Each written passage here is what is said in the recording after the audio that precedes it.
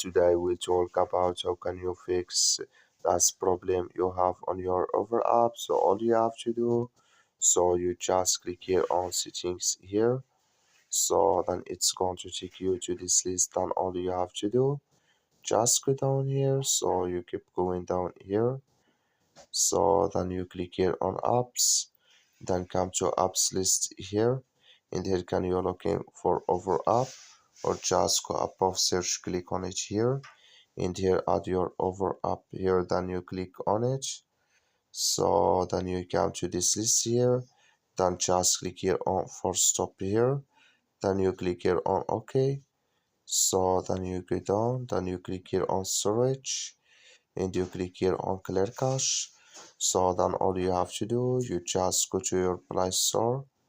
So you click here on Play Store here, then here can you looking for OfferUp here.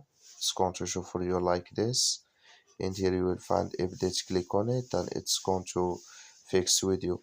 That's all you have to do. Thank you for watching. Don't forget to support us by like and subscribe.